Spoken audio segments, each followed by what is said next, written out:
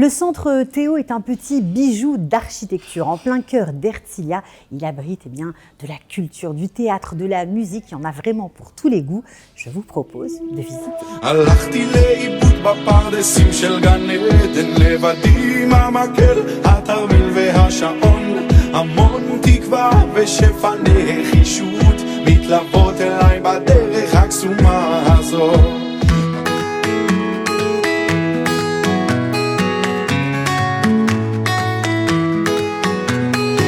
Hélène Dahan, on est où ici et pourquoi c'est un lieu tellement particulier? Alors d'abord, on est à Herzliya-Pittoar, au centre Théo, qui a ouvert ses portes il y a 3 ans, qui a été construit par l'architecte Asaf Lerman, dont on doit être vraiment fier et de la ville d'Herzliya et de l'architecte. Ce bâtiment a remporté la première place d'un concours international dédié aux bâtiments publics pour l'art et le théâtre, d'autant plus que c'est un bâtiment public financé par les fonds de la mairie et du Mifal Hapites. Est-ce que c'est un bâtiment qui vaut le coup pour l'extérieur? Ça, on l'a compris, mais aussi pour ce qu'il y a à l'intérieur? Il y a des expos qui sont temporaires toute l'année, donc ça tourne tous les mois et demi, il y a une nouvelle exposition dans les couloirs du bâtiment, donc ils sont magnifiques parce qu'on a un patio intérieur qui donne une luminosité particulière, aussi un espèce de poumon d'oxygène à l'intérieur du bâtiment. On peut voir des expositions qui changent, à chaque fois avec un thème différent, avec des artistes israéliens extraordinaires. On voit sur les murs, c'est une exposition en rapport avec quel thème? Le kesher, donc le lien avec différentes matières, que ce soit les tissus, la porcelaine, des fils, tout ça illustre le thème du lien, du kesher. D'ici quelques temps, il y aura une exposition sur des artistes photographes israéliens et japonais sur le thème du corona.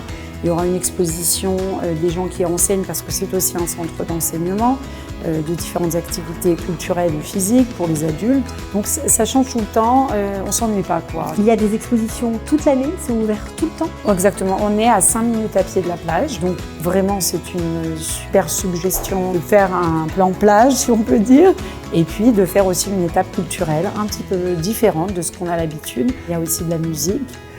Il y a des spectacles aussi bien de pop, de musique israélienne actuelle et parfois aussi de musique classique, des stand-up comédies. C'est assez varié et puis même si vous êtes là sans avoir prévu, de façon spontanée, ça vaut le coup. Il y a un café très sympathique et puis il y a un lieu vraiment extraordinaire de vie communautaire. Est-ce qu'on peut venir le vendredi en famille? Est-ce que c'est ouvert? Le centre est ouvert le vendredi. Il ferme plus tôt évidemment à cause de Shabbat. Voilà, on m'a dit qu'il y avait un jardin où on cultive en commun.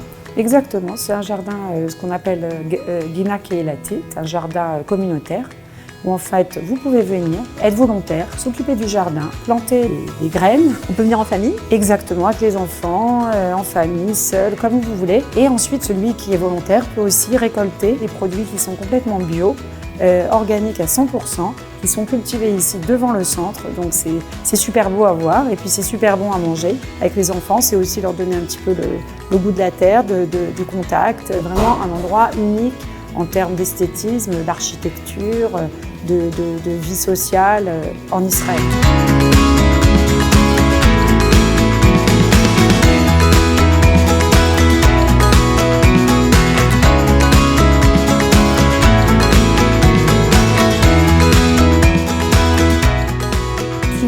Découvrir de nouvelles choses en Israël, des choses intéressantes, passionnantes. Direction Théo. הלכתי לאיבוד בפרדסים של גן עדן, לבדי עם המקל, התרמיל והשעון, המון תקווה ושפע נחישות מתלוות אליי בדרך הקסומה הזאת.